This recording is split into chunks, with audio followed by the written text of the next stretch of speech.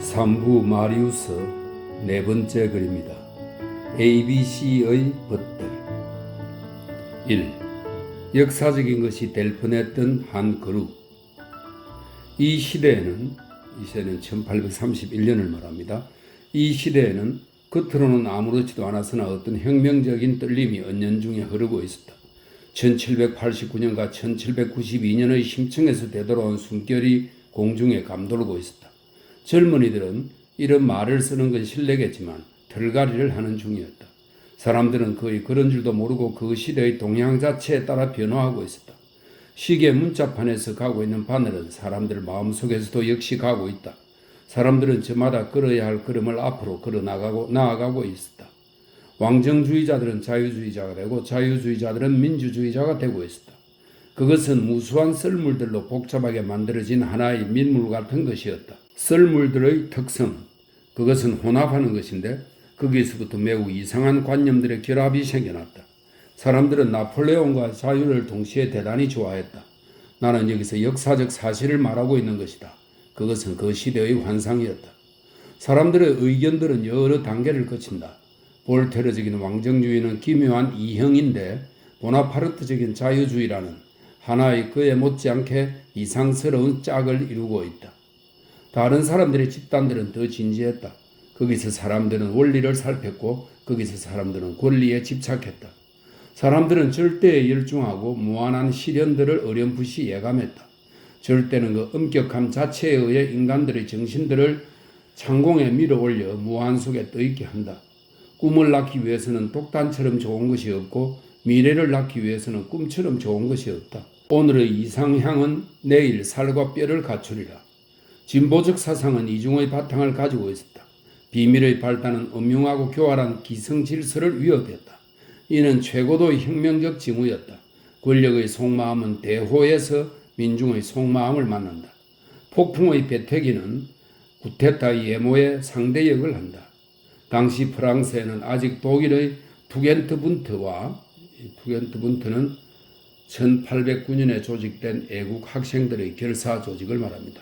투겐트분트와 이탈리아의 카르보나리, 이거는 19세기 초에 조직된 이탈리아의 통일과 자유를 쟁취하기 위한 결사 조직입니다.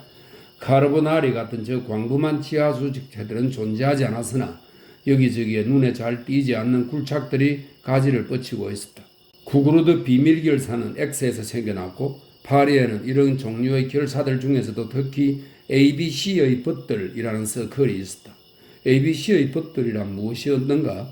겉으로는 어린아이들의 교육을 목적으로 하는 단체였으나 사실은 인간들의 재건이 목적이었다. 그들은 자기들이 ABC의 벗들이라고 공언하고 있었다. ABC라는 것은 아베세로서 민중이라는 뜻이었다. 설명이 있습니다. 두 말의 소리가 같은 데서 나온 제담인데 아베세는 낮추어진 자라는 뜻입니다. 그들은 민중을 끌어올리고자 했다. 말재롱이라며 비웃는 것은 잘못이다. 말재롱은 정치에서 때로는 중대하다. 그 증거로 나르세스를 장군으로 만든 카스트라투스는 카스트라를 이 말은 고자는 진영으로 라는 뜻으로 나르세스는 내시였다. 이런 설명이 되어 있네요. 카스트라투스는 카스트라로 그 증거로 바르바리는 바르베니리니 이 말은 야만과 바르베니니 추기경 교황으로 선출되어 이 유르뱅이라고 하는 도시인 팔세라는 이름을 가졌다고 합니다. 이를테면 푸에루스와 푸에고스, 그래서 법전과 푸에고스라고 하는 뜻이고요. 그 증거로 그대는 페트루스다. 나는 이 페트람 위에, 이 말은 그대는 베드로다. 나는 이 돌 위에 나의 교회를 세우리라 하는 뜻이라고 합니다. 등등. ABC의 벗들은 별로 많지 않았다. 그것은 초기 상태의 비밀 결사였는데 만약 동료들이 결국 용사들이 된다면 그것은 거의 하나의 붕당이라고 우리는 말하리라. 그들은 파리의 두 곳에서 모였는데 하나는 중앙시장 근처의 코랭트라는 술집, 이것은 뒤에 가서 문제가 될 것이고 또 하나는 팡테온 근처 생미셸 광장의 뮤쟁이라는 작은 다방인데 이것은 오늘날에는 허물어져 버렸다. 이 집회 장소들 중 첫 번째는 노동자들에게 인접해 있었고 두 번째는 학생들에게 인접해 있었다. ABC의 벗들의 관례적인 비밀 회합은 미쟁 다방의 뒷방에서 열렸다. 이 방은 다방에서 꽤 멀리 떨어져 있고 매우 긴 복도로 거기에 갈 수 있으며 창이 둘 있고 거리의 작은 거리 쪽으로 비밀 계단이 붙어있는 출구가 있었다. 사람들은 거기서 담배를 피우고 거기서 술을 마시고 거기서 노름을 하고 거기서 웃곤 했다. 사람들은 매우 높은 소리로 무엇이고 찌끄렸으나 다른 것은 작은 소리로 이야기했다. 벽에는 공화국 시대 프랑스의 낡은 지도 하나가 걸려 있었는데 이는 경찰의 눈을 번쩍거리게 하기에 충분한 징후였다. ABC의 벗들은 대부분 학생이었는데 몇몇 노동자들하고도 친히 내통하고 있었다. 주요 인물들의 이름은 다음과 같다. 이들은 어느 정도는 역사적인 인물로 앙졸라, 콩버페르, 장플루베르, 페이, 그루페락, 바오렐, 레글 또는 레글, 졸리, 그랑테르. 이 청년들은 서로 친한 나머지 가족처럼 지내고 있었다. 레글을 제외하고는 모두 남부지방 출신이었다. 이들은 괄목할 만한 집단이었다. 이 그룹은 우리들의 뒤에 있는 눈에 보이지 않는 깊은 곳으로 사라져버렸다. 독자가 이 젊은이들이 비장한 모험의 암흑 속에 빠져들어간 것을 보기 전에 우리가 도달한 이 이야기의 대목에서 그들의 머리 위에 한 줄기의 빛을 보내는 것도 아마 무익하지는 않을 것이다. 나는 첫 번째로 앙졸라의 이름을 들었는데 그 까닭은 나중에 알게 되겠거니와 그는 부유한 집의 독자였다. 앙졸라는 무시무시한 사람이 될 수도 있는 매력적인 청년이었다. 그는 천사처럼 미남이었다. 그는 사교성 없는 안티노우스였다. 안티노우스는 로마 황제 아드리아누스의 총애를 받는 미모의 청년이었습니다. 사교성 없는 안티노우스였다. 그의 눈의 명상적인 반짝임을 보면 그는 이미 전생에서 혁명적인 대사건을 겪은 것 같았다. 그는 목격자처럼 그것의 전성을 갖고 있었다. 그는 그 큰 일의 사소한 것들까지도 다 알고 있었다. 한 청년에게서는 이상한 일이지만 주교이자 전사 같은 성질의 소유자였다. 그는 미사 집행자이자 투사였다. 직접적인 견지에서는 민주주의의 군사였고 당시의 운동을 초월해서는 이상의 신부였다. 그는 통찰력 있는 눈과 불그스름한 눈꺼풀과 걸핏하면 얕잡아 보는 듯한 두툼한 아랫입술, 훤칠한 이마를 가지고 있었다. 얼굴에 널따란 천정이 있는 것은 지평선에 널따란 창공이 있는 것과 같다. 창백한 시간들도 있었지만 흡사 금세기와 전세기 말에 일찍이 이름을 떨쳤던 어떤 청년들처럼 그는 처녀들처럼 싱싱하고 넘쳐 흐르는 젊음을 가지고 있었다. 이미 성인이지만 아직도 어린애 같았다. 22살인데도 17살로 보였다. 그는 근엄하였고 이 세상에 여자라고 불리는 존재가 있다는 것을 아는 것 같지 않았다. 그는 권리라는 하나의 정렬밖에 없었고 장애를 쓰러뜨린다는 한 가지 생각밖에 없었다. 아벤티노 산 위에서는 그는 그라쿠스가 되었을 것이고 국민회의에서는 생지스트가 되었을 것이다. 이 말은 카이루스 그라쿠스는 적에게 몰려 옛날 민중봉기의 성체였던 아벤티노 산에서 농성했다고 합니다. 생지스트는 국민의회 의원인데 27세에 로베스 피에로와 함께 단두대 이슬로 사라졌다고 하네요. 생지스트가 되었을 것이다. 그는 장미꽃들을 본둥만둥하였고 봄을 몰랐고 새들이 우는 소리를 듣지 않았으며 에바드네의 벌거숭이 앞가슴에도 아르스토지토 못지않게 감동하지 않았을 것이고 그에게는 하르모디오스에게처럼 꽃들은 검을 감추는 데밖에 소용이 없었다. 이 말은 하르모디오스는 친구 아르스토지톤과 더불어 폭군 피지스트라트의 아들 사례를 음모한 아테네 사람이라고 합니다. 그는 환락 속에서도 엄격했다. 공화국이 아닌 모든 것 앞에서는 순결하게 눈을 수그렸다. 그는 자유의 여신의 냉정한 애인이었다. 그의 말은 은밀히 영감에서 나왔고 찬송가의 떨림이 있었다. 그는 뜻밖의 날개를 펼친다. 감히 그의 사랑을 얻으려고 한 계집애는 불행할진저. 만약에 캉브레 광장이나 생장드 보베 거리의 어떤 바람둥이 여공이 중학교에서 빠져나온 것 같은 그 얼굴을, 그 꼬마둥이 같은 몸맨두리, 그 기다란 금빛 눈썹, 그 푸른 눈, 그 바람에 나부끼는 더벅머리, 그 장밋빛 볼, 그 생기 발랄한 입술, 그 말쑥한 이를 보고서 그 서광 같은 맵시에 입맛이 당겨 앙졸라에게 제 미모를 시험해 보려고 왔다가는 뜻밖에도 매서운 눈초리가 느닷없이 그녀에게 구령을 가리키고 보마르시아의 멋쟁이 천사와 에스겔의 무서운 천사를 혼동하지 않을 것을 그녀에게 가르쳐 주었으리라. 이 에스겔은 성서의 4대 예언자 중에 하나죠. 혁명의 논리를 상징하는 앙졸라의 옆에서 콩브페르는 혁명의 철학을 상징했다. 혁명의 논리와 그 철학 사이에는 다음과 같은 차이가 있다. 즉 혁명의 논리는 필연적으로 전쟁에 도달할 수 있는 반면 그 철학은 평화에만 귀착할 수 있다는 것. 콩브페르는 앙졸라를 보충하고 정정했다. 그는 덜 높고 더 넓었다. 그는 사람들이 인간들의 정신의 일반적인 관념들의 넓이를 갖는 원칙들을 뿌려주기를 바랐다. 그는 말했다. 혁명이다. 그러나 문명이다. 라고. 그리고 우뚝 솟은 산둘레에 늘따란 푸른 지평을 열었다. 그래서 콩브페르의 모든 견해들에는 뭔지 접근할 수 있고 실천할 수 있는 것이 있었다. 콩브페르와 함께 있는 혁명은 앙졸라와 함께하는 것보다 더 여유로웠다. 앙졸라는 혁명의 신수권을 나타내고 콩브페르는 그 자연권을 나타낸다.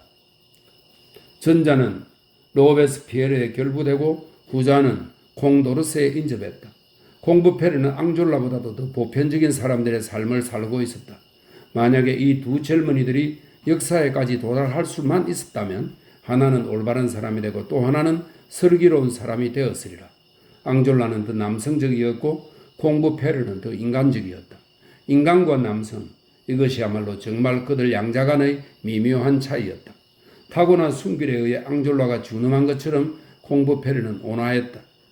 그는 시민이라는 말을 좋아했으나 인간이라는 말은 더 좋아했다. 그는 스페인 사람들처럼 보통 옹브르라고 말했을 것이다. 이것은 인간이라는 뜻인 동시에 스페인의 옛 카드 놀이의 일종입니다. 옹브르라고 말했을 것이다. 그는 모든 것을 읽고 영화에 가고 공개 강의를 듣고 아라고에게서 편광의 이론을 배우고 외경동맥과 내경동맥의 이중 기능을 하나의 기능은 얼굴을 만들고 또 하나의 기능은 뇌를 만든다고 설명했던 조 프루아생 틸레르의 강의에 열중했다. 그는 쉐론에 정통하고 학문을 조금씩 이해하고 생시몬과 프리에를 대조하고 상형 문자를 해독하고 조약돌들을 보면 깨뜨려서 지질학을 생각하고 기억만으로 누에 나비를 그리고 아카데미 사전에서 프랑스의 오류를 지적하고 퓨제기르와 들레즈를 연구하고 아무것도 심지어 기적까지도 긍정하지 않고 아무것도 심지어 유령까지도 부정하지 않고 세계신보 전집을 대강 훑어보고 생각에 잠기곤 했다. 그는 미래는 학교 선생님의 손안에 있다고 단언하고 교육 문제에 전념했다.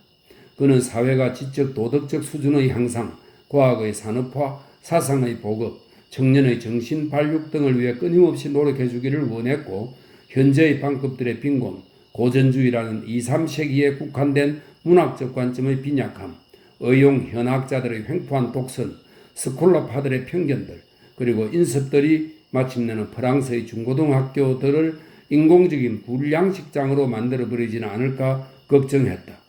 인공적인 굴양식장은 바보 멍텅구리라고 하는 뜻입니다. 그 양식장으로 만들어버리지는 않을까 걱정했다.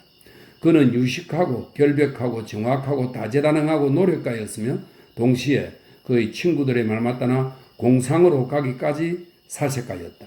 그는 다음과 같은 모든 꿈들의 실현을 믿고 있었다. 철도, 외과 수술에서의 고통 제거, 암실 속의 현상, 전신, 경기구들의 조종 등등. 그러나 인류에 대항하여 미신과 독재, 편견들에 의해 도처에 세워진 요새들에 대해서는 별로 두려워하지 않았다. 그는 학문은 결국 국면을 전환시키리라고 생각하는 사람의 하나였다. 앙졸라는 수령이고 콩프페르는 지도자였다. 한 사람은 가히 더불어 싸울만 했고 또 한 사람은 가히 더불어 걸어갈만 했다. 그렇다고 해서 콩프페르가 싸울 수 없다는 것은 아니다. 그는 장애물에 부딪혀 활발한 힘과 폭발적으로 그것을 공격하기를 주저하지 않았다. 그러나 자명한 이치들을 가르치고 확실한 법칙들을 유포하여 인류를 그의 운명과 차차 조화시키는 것, 이것을 그는 더 좋아했다. 두 개의 빛들 중에서 그의 경향은 큰 불보다 오히려 조명 쪽이었다. 화재도 아마 여명을 만들 수 있을지 모르지만 왜 해돋이를 기다리지 않는가? 화산도 비추어 주지만 서광은 더 잘 비추어 준다. 콩브페르는 아마 타오르는 장엄한 불빛보다도 아름다움의 순백을 더 좋아했을 것이다. 연기로 흐려진 빛은 폭력으로 산 진보는 이 부드럽고 진지한 정신을 절반밖에 만족시켜 주지 못했다. 1793년처럼 민중이 진리 속에 곤두박이 쳐 들어가는 것은 그를 즐겁하게 했다. 그렇지만 침체는 그에게 혐오감을 일으켰고 그는 거기에서 부패와 죽음을 느꼈다. 통틀어 말하자면 그는 도끼보다 거품을 더 좋아했고 시궁창보다 급류를 더 좋아했으며 몽포콩 호수보다 나이아가라 폭포를 더 좋아했다. 요컨대 그는 정치하는 것도 서두르는 것도 원치 않았다. 그의 떠들썩한 친구들이 호탕스럽게 절대에 탐닉하여 찬란한 혁명들의 모험들을 참여하고 환호하는 반면 콩부페르는 진보가 이루어지게 두는 쪽으로 마음이 기울어져 있었다. 좋은 진보, 차가울지는 몰라도 깨끗한 진보, 체계적일지라도 타달 데 없는 냉정한 것일지라도 요지부동한 진보를 하게 두기를 콩부페르는 무릎을 꿇고 합장하여 미래가 아주 순백하게 도래하고 아무것도 국민들의 고결하고 막대한 발전을 교란함이 없기를 기원했으리라. 선은 순결하지 않으면 안 된다고 그는 끊임없이 되뇌었다. 그리고 정말 혁명의 위대함, 그것이 눈부신 이상을 응시하고 피와 불을 무릅쓰고 뇌성병력을 뚫고 거기로 날아가는 것이라면 진보의 아름다움, 그것은 오점이 없는 것이고 한쪽을 상징하는 워싱턴과 또 한쪽을 구현하는 당통 사이에는 백조의 날개를 가진 천사와 독수리의 날개를 가진 천사의 거리만큼의 차이가 있다. 장 플루베르는 콩부페르보다 더 부드러운 승리였다. 그는 스스로를 저항이라 불렀는데 저항은 저항을 중세식으로 발음한 것이랍니다. 저항이라고 불렀는데 그것은 절실한 중세의 연구를 하게끔 된 강렬하고도 심각한 동기에서 우러난 일시적인 시시한 변덕에서였다. 장 플루베르는 다정하고 화분 하나를 가꾸고 플루트를 불고 시를 짓고 민중을 사랑하고 여자를 동정하고 어린아이의 일로 슬퍼하고 미래와 신을 다같이 신뢰하고 하나의 훌륭한 머리 앙드레 세니에의 머리를 자른 데 대해 혁명을 비난했다. 그의 목소리는 보통은 가냘프지만 갑자기 씩씩해지는 수가 있었다. 그는 박식할 정도로 유식하고 그의 동방어학자였다. 그는 무엇보다도 착했다. 그리고 착함이 얼마나 위대함에 가까운 것인가를 아는 사람들에게는 아주 당연한 일이지만 그는 시에 관해서 광대한 것을 좋아했다. 그는 이탈리아어와 라틴어, 그리스, 히브리어를 알고 있었는데 그것을 단테와 주베날, 아이스킬로스, 이자야의 네 시인들을 읽는 데 밖에 사용하지 않았다. 프랑스의 시인으로는 라신보다 코르네어보다 아그리파, 도비네를 더 좋아했다. 그는 귀리와 술의 국화의 들판을 즐겨 산책하고 세상 사건들 못지않게 구름에 관심을 두고 있었다. 그의 정신은 두 자세를 취하고 있었다. 하나는 인간 쪽에 또 하나는 신 쪽에. 그는 연구하거나 정관했다. 온종일 그는 사회 문제들을 철저히 규명했다. 금요, 자본, 신용, 결혼, 종교, 사상의 자유, 연애의 자유, 교육, 형벌, 빈궁, 조합, 재산, 생산과 분배, 개미떼 같은 중생의 무리를 암흑으로 뒤덮는 사바세계의 수수께끼. 그리고 저녁에는 저 거대한 존재자인 별들을 바라보았다. 앙졸라처럼 그도 유복한 집의 독자였다. 그는 조용조용 말을 하고 고개를 숙이고 눈을 내리뜨고 어색하게 웃음을 머금고 궁상맞은 차림새를 하고 거북살스러운 꼴을 하고 하찮은 일에 얼굴을 붉히고 몹시 수줍어했다. 그러나 대담했다. 페이는 부채를 만드는 노동자인데 아버지도 어머니도 없는 고아였으며 하루에 간신히 3프랑을 벌고 세상을 해방한다는 한 가지 생각밖에 없었다. 그는 또 다른 일 하나를 가지고 있었는데 공부하는 일로서 이건 역시 그는 자신을 해방하는 일이라고 불렀다. 그는 독학으로 읽기와 쓰기를 배웠는데 그가 알고 있는 것은 모두 혼자서 배운 것이었다. 페이는 너그러운 마음의 소유자였다. 그는 무한한 포용력을 가지고 있었다. 이 고아는 민중을 양자로 삼았다. 그에게는 어머니가 없었으므로 그는 조국에 관해 깊이 생각했다. 조국 없는 사람이 지상에 있는 것을 그는 원치 않았다. 그는 민중인의 깊은 통찰력을 가지고 우리가 오늘날 민족 사상이라고 일컫는 것을 마음속에 품고 있었다. 비분관계하는데도 그 이유를 잘 알고 하기 위해 그는 일부러 역사를 배웠다. 특히 프랑스에 관심을 두고 있는 이 젊은 공상가들의 모임에서 그는 외국을 상징했다. 그는 그리스, 폴란드, 헝가리, 루마니아, 이탈리아를 전공했다. 그는 권리처럼 집요하게 때와 장소를 가리지 않고 그 나라들의 이름을 쉬루시 없이 말했다. 크레타 섬과 데살리카에 대한 터키, 바르샤바에 대한 러시아, 베니스에란 오스트리아의 강도질은 그를 붕괴케 했다. 이 중에서도 특히 1772년의 대폭행, 이것은 폴란드의 분화를 가리키는 말입니다. 이 대폭행은 그의 격분을 자아냈다. 분노 속의 진실, 이보다 더 당당한 웅변은 없다. 그는 그러한 웅변을 가지고 있었다. 1772년이라는 그 더러운 날짜, 배반에 의해 멸망한 그 고결하고 용감한 국민, 그 세 나라의 범죄, 그 무도한 관계 등에 관해 그는 거칠 새 없이 말했는데, 이것은 그 후 여러 고결한 나라들을 침노하여 그들에게서 말하자면 그들의 호적을 말살해버린 그 모든 무시무시한 국가적 억압의 전형이요 표본이었다. 현대의 모든 사회적 가해들은 폴란드 분할에서 유래한다. 폴란드 분할은 하나의 정리로서 현하의 모든 정치적 죄악들은 그로부터 필연적으로 귀결된다. 근 100년 이래 단 하나의 전제군주도 단 하나의 반역자도 불과 변경의 폴란드 분할 조약을 작성하고 인준하고 서명하고 수결하지 않은 자가 없었다. 근대의 배신 서류를 열람할 때엔 위의 사실이 맨 먼저 나타난다.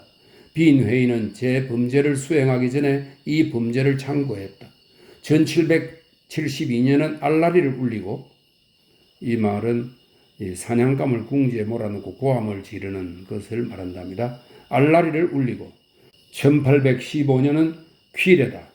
이 퀴레는 사냥한 짐승의 고기를 나누어 주는 것을 말합니다.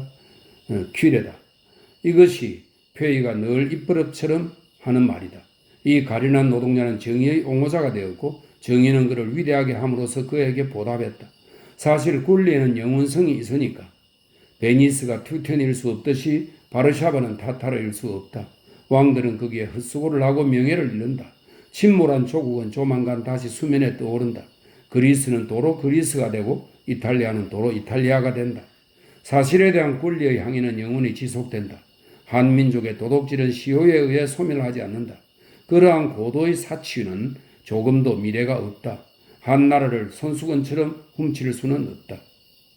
쿠르페락은 더 쿠르페락시라고 부르는 아버지가 있었다. 왕정복고 시대의 중상계급이 귀족이나 화족에 관해 갖고 있었던 그릇된 생각 하나는 귀족명 앞에 붙이는 더라는 첨사의 존재를 신뢰하는 점이었다. 다 알다시피 이 첨사에는 아무런 뜻도 없다. 그러나 미네르브 시대의 중상계급 사람들은 이 보잘것없는 더라는 첨사를 하도 높이 평가했으므로 자기들이 그것을 폐지할 의무가 있다고 생각했다. 더 쇼블랭 씨는 자신을 쇼블랭 씨라고 부르게 하고, 더 코마르탱 씨는 코마르탱 씨라고 부르게 하고, 더 콩스탕, 더 르벡 씨는 벤자민 콩스탕 씨라고 부르게 하고, 더 라파에트 씨는 라파에트 씨라고 부르게 했다. 코드페락도 뒤떨어지지 않으려고 그저 코드페락이라고만 부르게 했다. 코드페락에 관해서는 대충 이 정도로 해두고 그 밖의 것에 관해서는 코드페락은 톨로미에스를 참조하라고 말하는 것으로 족할 것이다. 코르페락은 정말 비상한 재치의 아름다움이라고 불러도 좋을 그런 젊음의 활기를 가지고 있었다. 나중에 가서는 그러한 것도 새끼 고양이의 귀염처럼 사라져버리고 그 모든 맵시는 결국 두 발로 서면 부르주아가 되고 네 발로 서면 수고양이가 되고 만다. 그러한 종류의 재치는 여러 세대의 학생들에게, 여러 세대의 젊은 싹들에게 계속 전승되고 손에서 손으로 건네지고 경주자처럼 달리면서 거의 언제나 똑같다. 그래서 방금 지적한 바와 같이 1828년에 쿠르페락이 말하는 것을 들은 사람은 누구나 1817년에 톨로미에스가 말한 것을 듣는다고 생각했으리라. 다만 쿠르페락은 호인이었다. 겉으로 보기에 외부적인 정신은 비슷했지만 톨로미에스와 그 사이에는 큰 차이가 있었다. 그들 속에 잠재하는 인간은 전자와 후자에서 딴판이었다. 톨로미에스 속에는 하나의 금사가 있었고 쿠르페락 속에는 하나의 한량이 있었다. 앙졸라는 수령, 콩버페르는 지도자, 쿠르페락은 중심이었다. 다른 사람들이 더 많은 빛을 주었다면 그는 더 많은 온기를 주었는데 사실인즉 그는 한 중심의 모든 장점들, 원만함과 밝은 표정을 갖추고 있었다. 바우텔은 1822년 6월에 피비린내 나는 소동 중 젊은 랄르망의 장례식 때 얼굴을 내놓았다. 바우렐은 늘 기분이 좋고 버릇이 없고 용감하고 돈을 물쓰듯 하고 호걸스러울 정도로 방탕하고 웅변이랄 정도로 다변이고 뻔뻔스러울 정도로 담대한 인간이었다. 더할 수 없는 악마의 최고 걸작, 무모한 좋기에 새빨간 의견을 가지고 있었고 대규모로 떠들썩한 사람, 다시 말해서 폭동이 아니라면 싸움만큼 좋아하는 것이 없고 혁명이 아니라면 폭동만큼 좋아하는 것이 없는 사람, 언제라도 유리창을 깨뜨리고 그런 뒤 거리의 포석들을 드러내고 그런 뒤 정부를 무너뜨릴 용의가 있고 그 결과를 보고자 하는 사나이. 그는 11년간이나 대학을 다녔다. 그는 법률의 냄새를 맡고 있었으나 공부는 하지 않았다. 그는 결코 변호사가 되지 않을 것을 좌우명으로 삼고 있었고 침대 옆 탁자를 옷장으로 쓰고 있었는데 그 속에서 강모가 내다보였다. 법률학교 앞을 지나가는 일은 드물었으나 그럴 때마다 그는 프로코트의 단추를 잘 채웠고 외투는 아직 발명되어 있지 않았으며 그는 위생상의 주의를 했다. 그는 학교 정문을 보고는 썩 보기 좋게 늙었군 하고 말하고 학장 델메쿠르 씨를 보고는 굉장한 기념비인걸 하고 말했다. 그는 강의 속에서 노랫거리를 보고 교수들 속에서 만화거리를 보았다. 그는 꽤 큰 하숙비를 3,000프랑이나 되는 것을 무의도식하고 있었다. 소박한 부모가 있었는데 그는 그들에게 그들의 아들을 존경하게 할 줄을 알았다. 그는 그들에 관해 이렇게 말했다. 그분들은 농부이지 부르주아가 아니다. 그 때문에 그분들은 지혜가 있다. 변덕쟁이인 바우렐은 여러 카페들에 드나들었다. 남들은 단골집이 있었으나 그에게는 그런 것이 없었다. 그는 산책했다. 방랑하는 것은 인간적이고 산책하는 것은 파리풍이다. 요컨대 통찰력이 있고 겉으로 보기보다는 더 사색가였다. 그는 ABC의 것들과 아직은 형성되지 않았으나 나중에 구성될 다른 그룹과의 사이에 다리 노릇을 했다. 이 젊은 머리들의 회합에는 대머리 회원 하나가 있었다. 루이 18세가 외국으로 망명한 날 그가 상마차에 오르는 것을 도왔기 때문에 공작이 된 아발의 후작이 이런 이야기를 했다. 1814년 왕이 프랑스에 돌아와서 칼레에 상륙할 때 한 사나이가 왕에게 청원서를 바쳤다. 무엇을 원하는가? 하고 왕이 말했다. 폐하 우체국이 올시다. 이름이 무엇인가? 레글이라 하옵니다. 이 레글은 독수리라는 뜻으로 나폴레옹의 문장이었다. 이렇게 설명하고 있습니다. 왕이 눈살을 찌푸리고 청원서의 서명을 들여다본 적 그 이름은 레글이라고 씌어 있었다. 왕은 별로 보나파르트적이 아닌 그 철자에 감동하여 빙그레 웃기 시작했다. 청원서에 올린 사나이는 말을 이었다. 폐하, 신의 선조의 레겔이라는, 이 레겔은 짐승의 입이라는 뜻입니다. 레겔이라는 별명을 가진 계지기가 있었는데 그의 별명이 신의 이름이 되었나이다. 신의 이름은 레겔인데 그것을 줄여서 레글이라 하고 고쳐서 레글이라 하는 것이 옳시다. 그래서 왕은 결국 미소를 지었다. 후일, 일부러였는지 아니면 잘 모르고였었는지 왕은 그 사나이에게 모의 우체국을 주었다. 이 그룹의 대머리 회원은 이 레글 또는 레글의 아들이었는데 레글이라고 서명했다. 그의 동무들은 그를 간단히 보시에라고 불렀다. 이 보시에는 17세기의 유명한 설교의 웅병과 보시에는 모의 주교를 지냈다고 하네요. 모의 독수리라고 하는 별명도 가지고 있었다고 합니다. 보시에는 불행하면서도 쾌활한 총각이었다. 그의 특수성은 아무 것에도 성공하지 않는 것이었다. 반대로 그는 모든 것을 비웃었다. 그는 25살의 대물이었다. 그의 아버지는 마침내 집 한 채와 밭 한 떼기를 가졌다. 그러나 아들인 그가 무엇보다도 더 성급하게 손을 댄 잘못된 투기로 그 집과 그 밭을 날려버렸다. 그에게는 아무것도 남아있지 않았다. 그는 학식과 재치는 있었으나 실패했다. 만사가 틀어지고 만사가 빗나갔다. 그가 쌓아 올린 것이 그 위에 허물어졌다. 장작을 패면 손가락을 다쳤다. 그가 정부를 가지면 그는 이내 그녀에게 남자친구 하나가 있는 것을 발견했다. 끊임없이 어떤 불행이 그에게 닥쳐왔다. 그로 인해 그의 쾌활함이 생겨났다. 나는 기와가 떨어지는 지붕 밑에서 살고 있다 라고 그는 말했다. 병고가 일어날 줄을 미리 알고 있는지라 별로 놀라지도 않고 태연히 그 불운을 맞이하여 농담을 듣는 사람처럼 운명의 장난을 비웃었다. 그는 가난했으나 그의 쾌활의 호주머니는 무궁무진했다. 돈은 이내 떨어져 버리지만 웃음소리는 끊어질 줄 몰랐다. 불운이 그의 집에 들어왔을 때 그는 이 옛 친구들에게 정답게 인사했고 재앙의 배를 쳤다. 그의 불운을, 그의 이름을 부를 정도로 그것과 친했다. 안녕 아구나 하고 그는 말했다. 이러한 운명의 박해는 그를 발명가로 만들었다. 그는 수단이 무궁무진했다. 돈 한 푼 없었으나 마음만 내키면 진탕 돈을 쓰는 꾀를 알고 있었다. 어느 날 밤 한 말괄량이하고 저녁밥을 먹다가 100프랑어치나 먹어버렸는데 이러한 잔치판에 그는 다음과 같은 비상한 말을 생각해냈다. 생루이 아가씨야, 내 장화를 벗겨라. 생루이는 100프랑인 동시에 성루이 왕을 가리킨다고 합니다. 보시에는 변호사직을 향해 나아가는데 조금도 서두르지 않았다. 그는 바우렐과 같은 식으로 법률 공부를 하고 있었다. 보시에는 숙소가 별로 없었는데 때로는 전혀 없을 때도 있었다. 어떤 때는 이 집에서 묵고 어떤 때는 저 집에서 묵었는데 대개의 경우 졸리의 집에서 묵었다. 졸리는 의학 공부를 하고 있었다. 그는 보시에보다 2살 아래였다. 졸리는 젊은 노이로제 환자였다. 그가 의학에서 얻은 것은 의사보다도 병자가 되는 것이었다. 나이 23살에 그는 자기 자신을 병약자라고 생각하고 거울로 혀를 들여다보는데 생애를 보내고 있었다.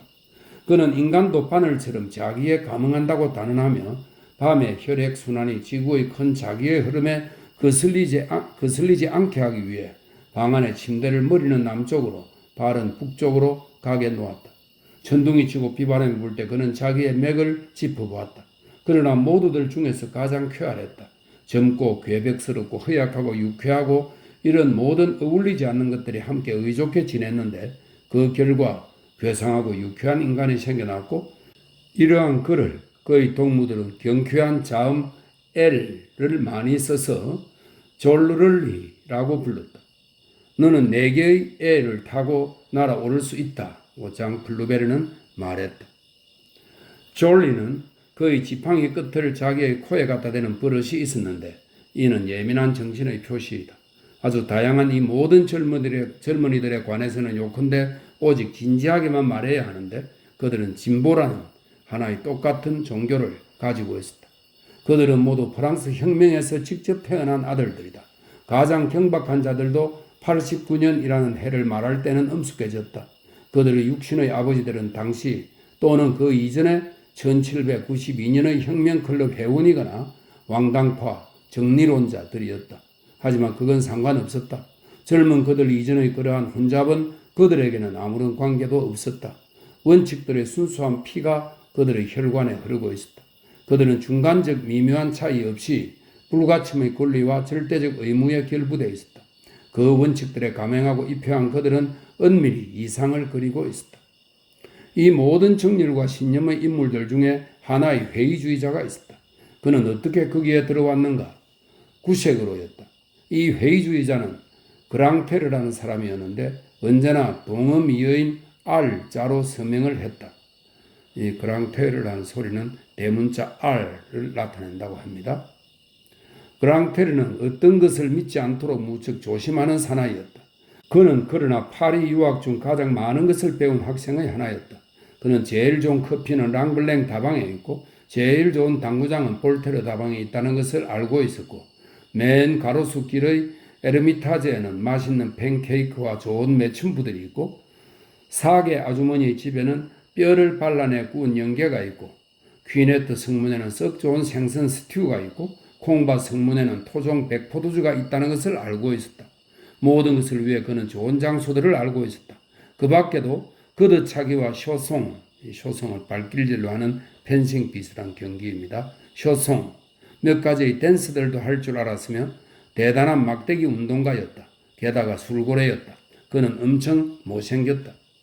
당시의 가장 예쁜 반장화 봉제공인 이른바 부아씨라는 여자는 그의 못생김에 붕괴하여 그랑테르는 어찌해볼 도리가 없다고 결정을 내렸다.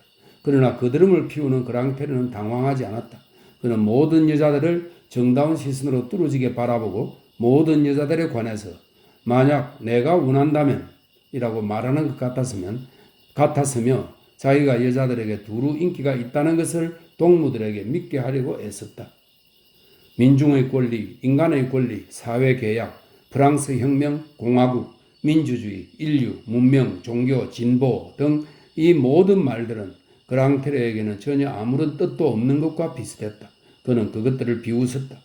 회의주의라는 이 지성의 메마른 골저장은 그의 정신 속에 완전한 관념을 하나도 남겨놓지 않았다. 그는 야유와 더불어 살았다. 이것이 그의 명백한 사실이었다. 오직 한 가지 확실한 것밖에 없다. 나이 가득 찬 술잔. 그는 모든 당파들에서의 모든 헌신들을 형제도 아버지도 아우 로베스피에르도 루아즈롤도 마찬가지로 다 비웃었다. 그들이 죽은 건 대단히 진보한 거야? 하고 그는 외쳤다.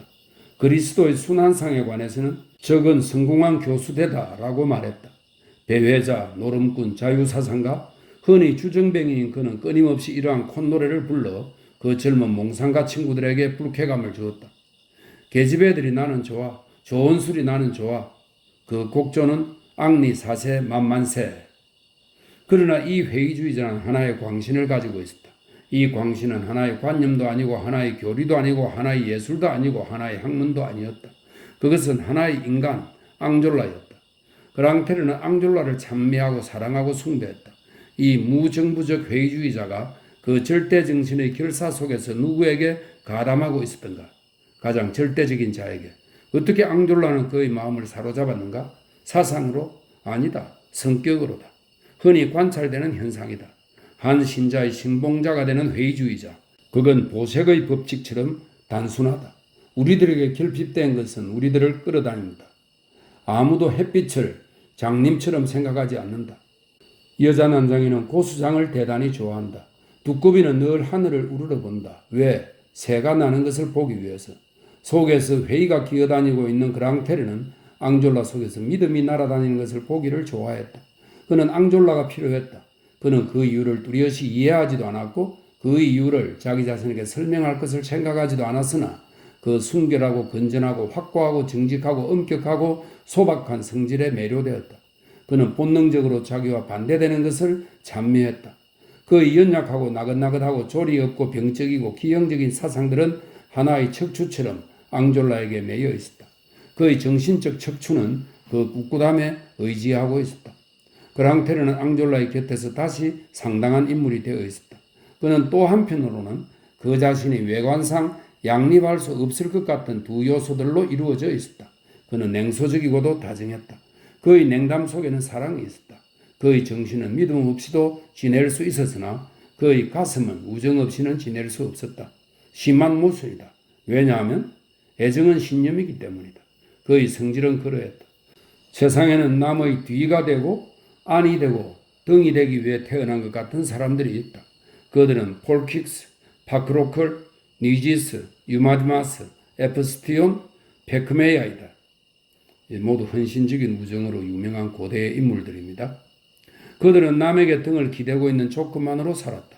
그들의 이름은 수종꾼들이고 와라는 접속사 뒤에밖에 적히지 않으며 그들의 존재는 그들 자신의 것이 아니고 그들의 것이 아닌 한 운명의 다른 쪽이다. 그랑테르는 그러한 사람의 하나였다. 그는 앙졸라의 뒤쪽이었다. 친화관계는 알파벳 글자에서 시작된다고도 거의 말할 수 있으리라. 이러한 부류에서 O와 P는 떼어놓을 수 없다. 당신이 그러고 싶다면 O와 P 또는 오레스트와 필라드를 발음해보면 좋을 것이다. 오레스트와 그의 친구 필라드의 첫 글자는 O와 P인데 앙졸라와 그랑테르의 첫 글자는 E와 G 이렇게 설명을 해놨습니다. 앙졸라의 진짜 추종자인 그랑테르는 그 젊은이들의 모임에서 거주하고 있었다. 그는 거기서 생활했다. 그의 마음에 드는 곳은 거기뿐이었다. 그는 어디고 그들을 따라다녔다. 그의 기쁨은 취기 속에서 그들의 모습들이 오락가락하는 것을 보는 것이었다. 사람들은 그가 쾌활하기 때문에 그를 너그럽게 봐주었다. 신자인 앙졸라는 이 회의주의자를 깔보았고 절제하는 사람으로서 이 주정뱅이를 멸시했다. 그는 그에게 약간의 거만한 연민의 정을 주었다. 그랑테르는 조금도 인정을 받지 못하는 필라드였다.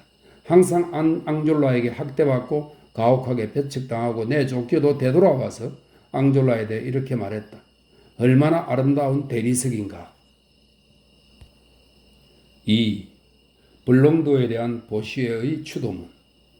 어느 날 오후 곧 보게 되듯이 이때는 위에서 이야기한 사건들과 좀 일치하는데 레글 드모는 위정 다방의 문설주의 관능적인 자세로 등을 기대고 서 있었다. 그는 휴가 중인 여인상주 같았다. 그는 몽상에 잠겨 있었다. 그는 생미셸 광장을 바라보고 있었다. 등을 기대고 서 있는 것, 그것은 서서 누워 있는 것과 같아서 몽상가들이 조금도 싫어하는 바가 아니다. 레글 드모는 전전날 법률학교에서 그에게 일어난 한 작은 사고를 생각하고 있었는데 침울하지는 않았지만 그것은 꽤 막연한 계획으로 장래의 개인적 계획을 변화시켰다.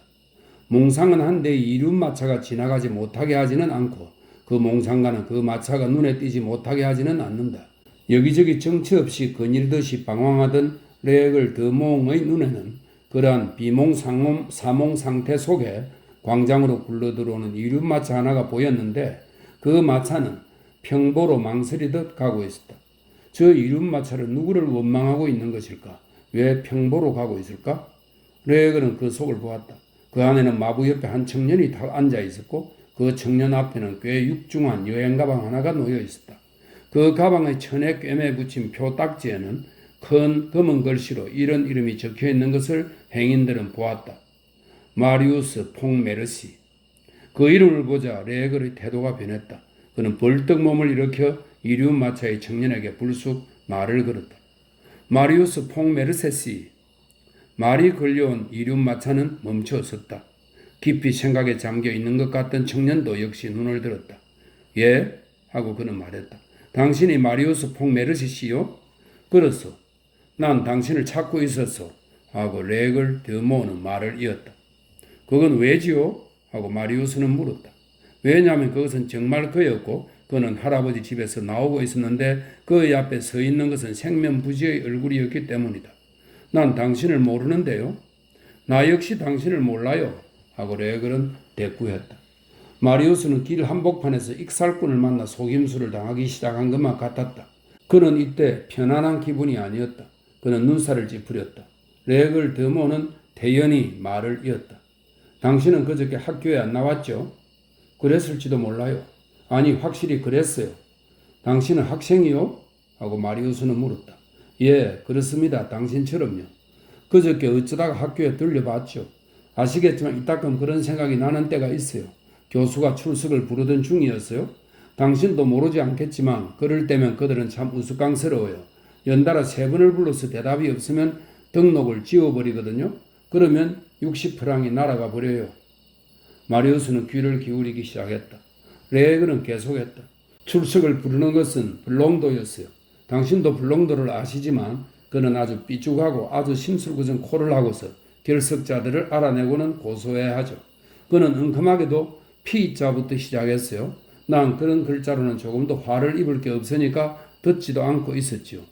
점호는 잘 돼갔어요. 지워지는 사람은 하나도 없었어요. 모두 출석했으니까요. 블롱도는 서글픈 얼굴을 했어요. 난 속으로 이렇게 말했죠. 어이 블롱도, 오늘은 제명 처분할 게 조금도 없겠구나. 갑자기 블롱도가 마리우스 퐁메르시 하고 부르는 거예요. 아무도 대답하지 않았어요. 블롱도는 잔뜩 희망을 안고 더 큰 소리로 마리우스 퐁메르시 하고 되풀이 하는 거예요. 그러고는 펜을 들었어요. 그런데요, 나는 인정이 있거든요. 나는 속으로 얼른 이런 생각을 했죠. 좋은 녀석 한 놈이 곧 이름이 지워지려 한다. 가만히 있자. 이건 시간을 음수하지 않은 진짜 쾌락을 좋아하는 놈이야. 이건 좋은 학생이 아니야. 이건 전혀 방한 장식품 같은 놈이 아니야. 공부하는 학생이 아니야. 과학에도 문학에도 신학에도 지혜에도 무불통지한다고 자랑하는 현학적인 애송이가 아니야. 잔뜩 멋부리고 있는 저 멍텅구리의 하나가 아니야. 이 학교 저 학교 들락거리는 놈이 아니야. 이건 훌륭한 게으름뱅이. 어디서 빈둥거리고 있거나 휴양을 취하고 있거나 바람둥이 여공과 시스트거리고 있거나 미녀들에게 수작을 걸고 있거나 어쩌면 이 순간 내 정부의 집에 가 있을지도 몰라. 그를 구해주자. 블롱드에게 죽음을. 이렇게 생각하고 있을 때 블롱드는 삭제의 검은 펜을 잉크에 찍고 그의 황갈색 눈으로 청강자 일동을 둘러보고 3번째로 마리우스 퐁메르시 하고 되풀이했어요. 내가 네? 하고 대답했죠. 그래서 당신은 삭제되지 않았어요. 그래요? 하고 마리우스는 말했다. 그런데 내가 삭제되었지요. 하고 레액을 드모는 덧붙였다. 무슨 말씀인지 모르겠는데요. 아주 뻔한 얘기죠. 나는 대답하기 위해 교단 가까이 있었고 도망하기 위해 문 가까이 있었죠. 교수는 나를 뚫어지게 바라보았어요. 블롱드는 부알로가 말하는 그 심술궂은 코빼김에 틀림없어요. 그는 느닷없이 L자로 건너뛰는 거예요. 자, 그건 내 이름 글자거든요. 나는 모 출신이고 내 이름은 레글입니다. 레글, 참 좋은 이름입니다. 하고 마리우스가 말을 중단시켰다. 블롱도는 이 아름다운 이름에 이르러 레에글 하고 외치는 거예요. 나는 네 하고 대답했지요. 그러자 블롱도는 호랑이의 상냥한 얼굴을 하고 나를 바라보며 빙그레 웃고 말하는 거예요. 자네가 퐁메르시라면 자네는 레에글이 아니야. 이 말은 당신에게는 불쾌감을 주는 것 같지만 내게만은 처참했죠. 그렇게 말하고 나서 그는 내 이름을 지워버린 거예요. 마리우스는 탄성을 질렀다.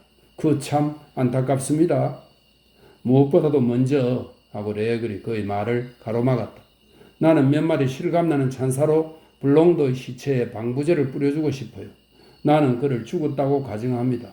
본디 빼빼 말라 빠지고 얼굴은 시체처럼 창백하고 쌀쌀 맞은 데다 더없이 딱딱하고 고약한 냄새가 나는지라 죽어서도 별로 달라질 건 없을 거예요.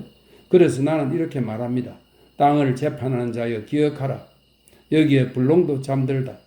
콧중배기에 불롱도, 콧배기 불롱도, 징계의 황소, 징계의 소, 명령의 몰로스 개, 저모의 천사.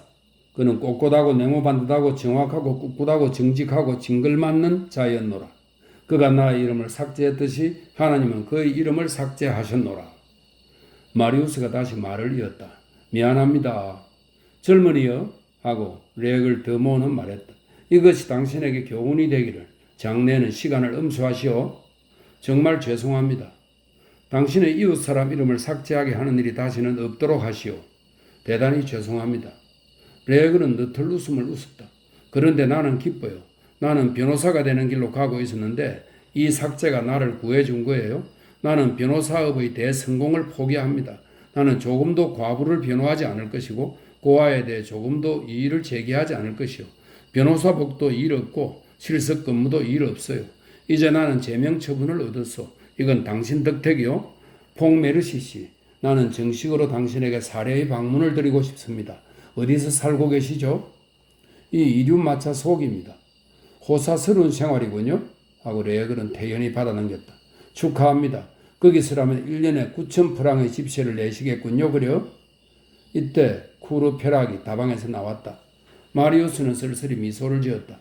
나는 2시간 전부터 이 셋집에 있는데 여기서 나가기를 갈망하고 있어요. 하지만 이게 문제인데 나는 어디로 가야 할지 모릅니다. 그럼 우리 집으로 갑시다. 하고 쿠르페락이 말했다. 내게 웃음꾼이 있겠지만 난 내 집이 없어요. 하고 레글이 말했다. 넌 가만히 있어 보시에. 하고 쿠르페락이 말을 이었다. 보시에라고? 하고 마리우스는 말했다. 하지만 당신 이름은 레글이라고 한 것 같았는데 뭐의 레글이죠. 하고 레글은 대꾸했다. 비유해서 보시에랍니다. 쿠르페락은 이륜마차에 올라탔다. 마부 하고 그는 말했다. 포르트 생자크 여관으로 가요. 그리하여 바로 그날 마리우스는 포르트 생자크 여관의 방 하나에 쿠르페락과 나란히 정주했다. 3. 마리우스의 놀람. 며칠 동안 마리우스는 쿠르페락의 친구가 되었다. 청년 시절에는 이내 친밀해지고 받은 상처도 쉬이 아문다. 마리우스는 쿠르페락 곁에서 자유로이 숨을 쉬고 있었다. 그것은 그에게 꽤 신기한 일이었다. 쿠르페락은 그에게 아무것도 묻지 않았다. 그는 그런 건 생각조차도 하지 않았다. 그 또래는 얼굴만 보아도 대부분의 모든 것을 알게 된다. 말은 소용없다. 그 용모가 찌끄리고 있다고 말할 수 있는 그런 청년이 있다. 서로 바라보면 서로를 알게 된다. 그렇지만 어느 날 아침 쿠르페락은 느닷없이 그에게 이런 질문을 했다. 그런데 자네는 어떤 정치적 의견을 갖고 있는가? 뭐라고? 마리우스는 그 물음에 기분이 좀 상해서 말했다. 자넨 무슨 파냐는 말일세. 민주주의적 보나파르트파야. 안심한 생지의 해석군자군. 하고 쿠르페락은 말했다. 이튿날 쿠르페락은 마리우스를 위쟁 다방으로 인도했다. 그러고는 빙그레 웃으며 그의 귀에 대고 소곤거렸다. 내가 자네에게 혁명의 입장권을 주어야겠어? 그러면서 그를 ABC의 벗들의 방으로 데리고 갔다. 그는 마리우스를 다른 동무들에게 소개하면서 나지막은 목소리로 간단히 생도야 라고 말했는데 마리우스는 그게 무슨 말인지 몰랐다. 마리우스는 한때의 말벌 같은 정신들의 벌집 속에 빠졌다. 그러나 그는 과묵하고 진중했지만 가장 덜 날개가 돋쳐 있지도 가장 덜 무장되어 있지도 않았다. 마리우스는 그때까지 고독했고 습관과 취미에 의해 독백과 방백으로 기울어져 있었으므로 자기 주위의 그 청년들의 무리에 약간 겁을 먹었다. 그 모든 다양한 창의들이 한꺼번에 그를 자극하고 끌어당겼다. 자유로이 활동하는 그 모든 정신들의 소란스러운 교류는 그의 사상들을 소용돌이치게 했다. 때로는 혼란 속에서 그의 사상들이 그에게서 하도 멀리 가버려 그것들을 되찾기가 힘들었다. 그는 철학, 문학, 예술, 역사, 종교에 관해 의외로 이야기하는 것을 들었다. 그는 이상한 광경들을 언뜻 보았다. 그런데 그는 그것들을 조금도 전망하지 못했으므로 혼돈을 보는 것이 아닌지 확실치 않았다. 그는 아버지의 의견을 위해 할아버지의 의견을 버림으로써 자기는 확고부동하다고 생각했는데 지금은 자기가 그렇지 않지 않은가 싶어서 불안스러웠으나 차마 그렇다고 자인할 수도 없었다. 그가 모든 것을 보고 있던 각도는 다시금 흔들리기 시작했다. 어떤 진동이 그의 두뇌의 모든 지평들을 뒤흔들고 있었다. 내면의 야릇한 동난이었다. 그는 그것을 거의 괴로워했다. 이 청년들에게는 성스러운 것들이 없는 것 같았다. 마리우스는 어떠한 주제에 관해 기발한 말들을 들었는데 그것들은 아직 소심한 그의 정신에는 거슬렸다. 이른바 고전주의라는 옛 레퍼토리의 한 비극 제목이 붙은 연극 광고가 나 있었다. 부르주아들에게 소중한 비극은 집어치워라 하고 바우렐이 외쳤다. 그러자 콩부페르가 이렇게 응수하는 걸 마리우스는 들었다. 넌 틀렸어, 바우렐. 부르주아 계급은 비극을 좋아한다. 그 점에 관해서는 부르주아 계급을 편안하게 두어야 한다. 가발을 쓰는 비극도 그 존재 이유가 있는데 나는 아에스킬로스의 이름으로 그 존재 권리의 이의를 제기하는 그런 축에 끼는 사람은 아니야. 자연 속에는 희미한 형태들이 있고 창조 속에는 틀에 박힌 모방들이 있다. 부리가 아닌 부리, 날개가 아닌 날개, 지느러미가 아닌 지느러미, 발이 아닌 발, 웃음을 자아내는 고통스러운 우는 소리, 이런 것은 집오리야. 그런데 가금은 새 옆에 존재하니까 고전주의 비극이 고대 비극 앞에 존재하지 말라는 이유가 어디 있겠느냐 말이야. 또는 어쩌다가 마리우스는 앙졸라와 쿠르페락 사이에서 장작 그 루소 거리를 지나가는 수도 있었다. 쿠르페락이 그의 팔을 잡았다. 주의하게, 이건 플라트리에르 거리인데 한 60년 전에 이상한 부부가 살고 있었기 때문에 오늘날 장자크 루소 거리라고 불리고 있어. 그것은 장자크와 테레즈였다네. 때때로 거기서는 어린애들이 태어났지. 테레즈는 그들을 낳고 장자크는 그들을 버려버렸어. 그러자 앙졸라는 쿠르페락을 얀정없이 대했다. 장자크 앞에서는 입 닥쳐. 그 사람은 내가 숭배하거든. 그는 자기 아이들이 아니라고 했지. 좋아. 하지만 그는 민중을 양자로 삼았어. 이 청년들은 아무도 황제라는 말을 입에 올리지 않았다. 오직 장 플루베르만이 이따금 나폴레옹이라고 말했다. 다른 사람들은 모두 보나파르트라고 말했다. 앙졸라는 부오나파르트라고 발음했다. 마리우스는 약간 놀라고 있었다. 지혜의 시작이니라. 4. 위쟁 다방의 뒷방. 이 청년들의 대화들에는 마리우스도 참석하여 때로는 말참견을 했는데 그런 대화들 중 하나는 그의 정신에 진정한 동요를 주었다. 그것은 위쟁 다방의 뒷방에서 일어난 일이었다. 그날 저녁 ABC의 붓들이 거의 다 모여 있었다. 캔캐식 양등이 성대하게 켜져 있었다. 사람들은 이 얘기 저 얘기 흥분하진 않았으나 왁자지껄하게 짓거리고 있었다. 앙졸로와 마리우스는 예외코 잠자코 있었으나 다들 저마다 조금 되는 대로 기염을 토하고 있었다. 동무들끼리의 잡담에는 종종 그런 평온한 법석이 있다. 그것은 하나의 놀이이고 대화인 동시에 혼란이었다. 사람들은 서로 말을 주고받았다. 그들은 이 구석 저 구석에서 이야기하고 있었다. 여자는 아무도 이 뒷방에 들어오지 못하게 되어 있었는데 루이 종이라는 커피 잔 씻는 여자는 예외여서 때때로 그릇 씻는 데서 실험실로 가기 위해 그 방을 건너다녔다. 그랑테르는 완전히 근하해가지고 그가 차지한 구석을 먹먹하게 하고 있었다. 그는 되는 소리 안 되는 소리 목이 터져라 떠들어대며 이렇게 외쳤다. 나는 목이 마르다. 인간들이여, 난 이런 꿈을 꾼다. 하이델베르그의 술통이 뇌졸중에 걸려서 12마리의 거머리를 거기에 갖다 댔으면 하는 거다. 난 술을 마시고 싶다. 인생을 잊고 싶다. 인생은 누군지 알 수 없는 자가 꾸며낸 끔찍스러운 발명품이다. 그건 전혀 오래가지도 않고 아무 가치도 없다. 사람들은 살다가 크게 다친다. 인생은 실물 장치가 별로 없는 무대 장식이다. 행복은 한쪽에만 색칠된 낡은 털이다. 전도수에 가로되 모든 것은 허무하다고 했는데 나도 아마 결코 실존하지 않았을 이 영감처럼 생각한다. 무는 아무 발가벗고 가고 싶지 않으므로 허영의 옷을 입었다.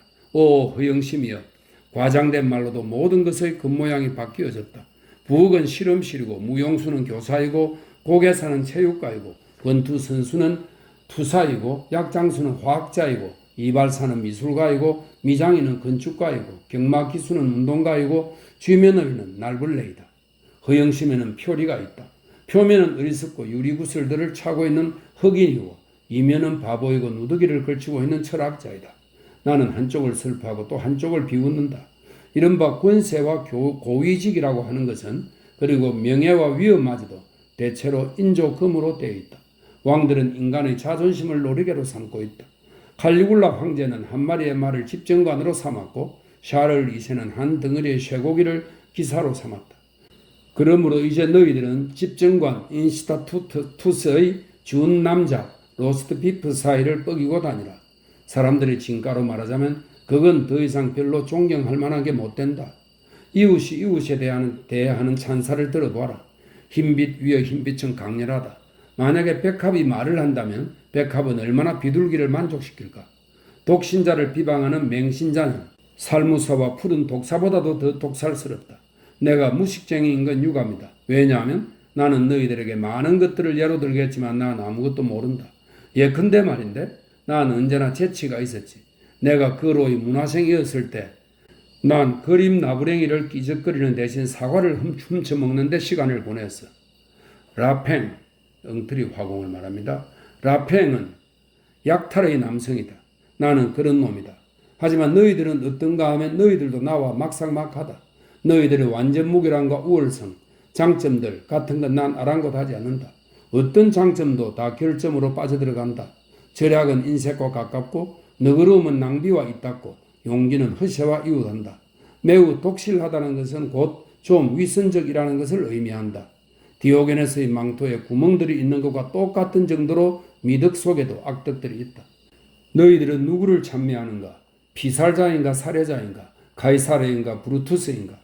일반적으로 사람들은 살해자의 편이다. 브루투스 만세. 그는 죽였다. 미덕이란 그런 것이다. 미덕? 좋아. 하지만 그것은 또한 광기이기도 하다.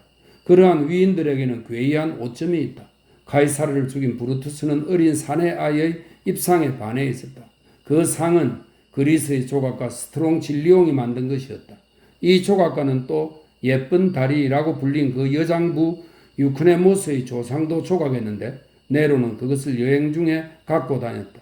이 스트롱 진리옹은 브루투스와 네로의 생각을 일치시킨 두 개의 조상밖에 남겨놓지 않았는데 브루투스는 하나에 반했고 네로는 또 하나에 반했다. 모든 역사는 장황한 중언 부언에 불과하다. 한 시대는 또 한 시대의 모방이다. 마렌고 전투는 피드나 전투의 복사고 클로비스 왕의 톨비악 전투와 나폴레옹의 아우스트리츠 전투는 두 방울의 피처럼 흡사하다. 나는 승리를 별로 존중하지 않는다. 이기는 것처럼 어리석은 것은 아무것도 없다. 참다운 영광은 설득하는 것이다. 그러니 무언가를 좀 논증하도록 애써보아라. 너희들은 성공하는 것으로 만족하지만 얼마나 시시한 일이냐. 그리고 또 정복하는 것으로 만족하지만 얼마나 비참한 일이냐. 오호라, 도처의 허영과 비겁, 모든 것이 성공을 따른다. 심지어 문법까지도 만인이 성공을 원한다고 호라티우스는 말했다. 그러므로 나는 인류를 경멸한다. 이제 전체에서 부분으로 내려가 볼까? 너희들은 내가 국민들을 찬미하기 시작하기를 바라는가? 어느 국민을 말인가? 그리스인가? 저 옛날 파리 사람들은 아테네 사람들은 파리 사람들이 콜리니를 죽인 것처럼 포시용을 죽이고 아네세프라스가 피지스트라루스에 관해 그의 오줌은 꿀벌을 부른다고 말했을 정도로 폭군들에게 아첨했다. 50년간 그리스에서 가장 저명한 인물은 문법학자 필레타스였다. 그는 어찌나 땅딸 보이고 어찌나 말라깽이였는지 바람에 휩쓸려 가지 않도록 신발에 납을 달아놓지 않으면 안 되었다.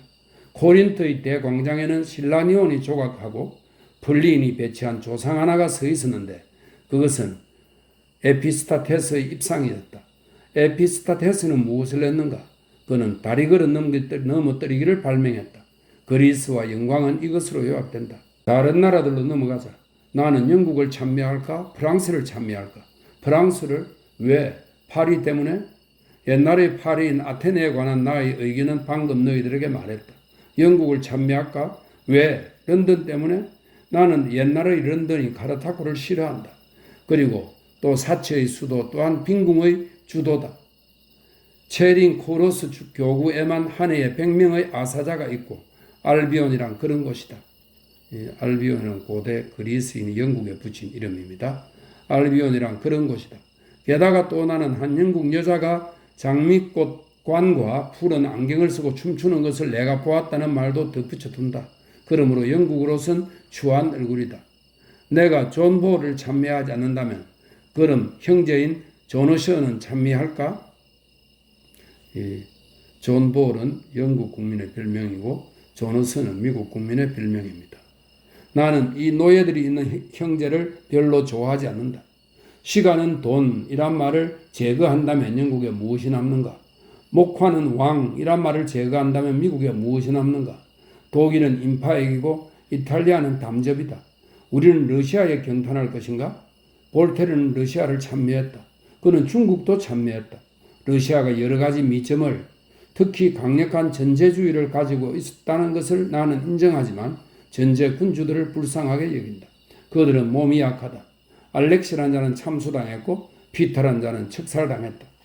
폴이라는 자는 교살당했고 또 하나의 폴은 구두 뒤축으로 짓밟혀 죽었고 여러 명의 이반이라는 자들은 교수행을 당했고 여러 명의 니콜라와 바질이라는 자들은 독살당했다.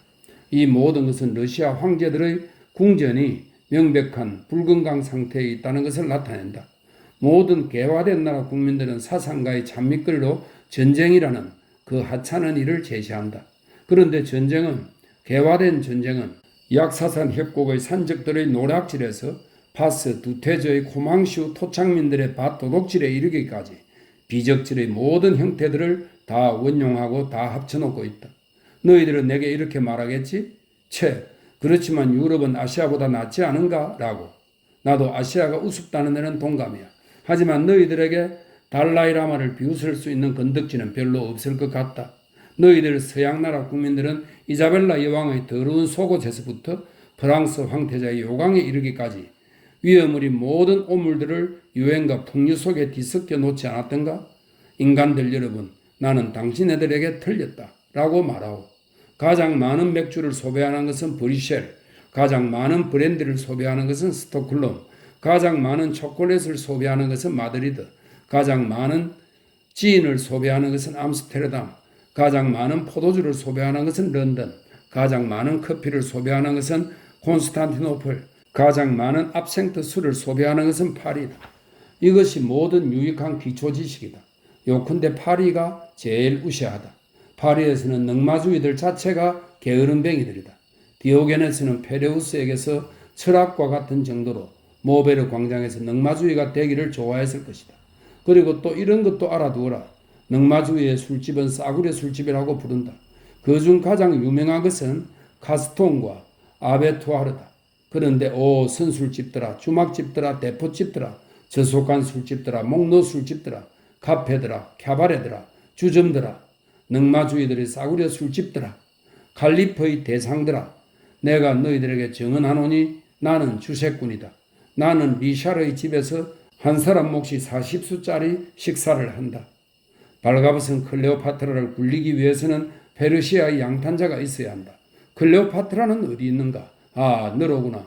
루이종 잘 있었느냐? 주영이 도도한 크랑테르는 미쟁 다방의 뒷방 한쪽 구석에서 지나가던 접시 씹는 여자를 붙잡고 그렇게 짓거려대고 있었다. 보시에는 그쪽으로 손을 뻗쳐 그를 침묵게 해보려고 했지만 크랑테르는 더욱더 떠들어댔다. 렉을 더모, 앞발을 내리라. 아르타크 세르크세스의 골동품을 거절하는 히포크라테스 같은 신용을 해봤자 난 아무렇지도 않다. 넌 나를 진정시키지 못한다. 더구나 난 침울하다. 내가 너희들에게 무슨 말을 하기를 바라는 거야? 인간은 고약하다. 인간은 보기 흉하다. 나비는 성공했다. 인간은 실패했다. 신은 이 동물을 잘못 만들었어. 한 군중은 골라놓은 추물들이다. 어느 놈이고 다 불쌍한 놈이다. 깔치는 파렴치와 운을 이룬다. 그렇다. 난 우울증에 걸려있다. 멜랑콜리에 시달리고 노스텔지에 실험하고 게다가 히포콘드리아다. 그리고 나는 화가 나고 나는 골이 나고 나는 하품이 나고 나는 실증이 나고 나는 답답증이 나고 나는 따분해진다. 신도 뒤져버리라. 글쎄 입 좀 닥치라니까. 대문자 R 그랑테를 말합니다.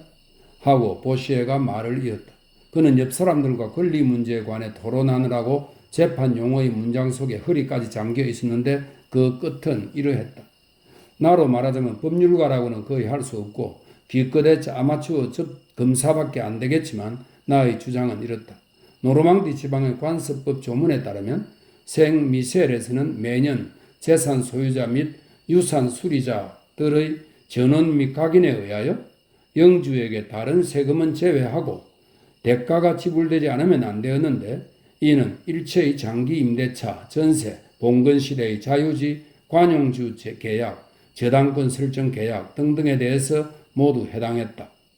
메아리여 한탄하는 님프들이여 하고 그랑테르는 콧노래를 불렀다. 그랑테르 바로 옆에는 그의 잠잠해진 식탁 위에 두 개의 작은 컵 사이에 한 장의 종이와 잉크병, 펜이 있었는데 그것은 보드빌의 초안이 잡혀가고 있음을 예고하고 있었다. 이 큰 일은 나지막한 목소리로 다루어지고 있었고 작업 중인 두 사람은 서로 머리를 맞대고 있었다. 우선 이름을 생각해 내기로 하자. 이름이 나오면 주제도 발견되거든. 오라 불러봐. 내가 적을게. 도리몽 씨라고 할까? 연금생활자인가? 그럴 거야. 그의 딸은 셀레스틴, 퀸, 그 다음은 생발 대령. 생발은 진부해. 난 발생이라고 하고 싶어. 이 미래의 보드빌 작가들 옆에는 또 하나의 그룹이 역시 그 떠들썩한 틈을 타서 나지막한 목소리로 결투 이야기를 하고 있었다. 30살 연장자가 18살 연소자에게 조언을 하면서 상대가 어떤 놈인가를 설명해 주고 있었다. 저런 조심하게. 이건 훌륭한 칼솜씨야. 그의 솜씨는 깨끗하거든. 그는 공격에 능하고 양격은 백발백중이고 손목이 유연하고 기습, 전격술에 능란하고 방어와 반격에 정확 무비하단 말이야. 그리고 놈은 왼손잡이야. 그랑테르의 맞은편 구석에서는 졸리와 바우델이 도미노 놀이를 하면서 연애 얘기를 하고 있었다. 행복한 놈이야 너는 하고 졸리가 말했다. 너희 정부는 노상 웃고 있거든. 그건 그 여자의 잘못이야 하고 바우렐은 대답했다.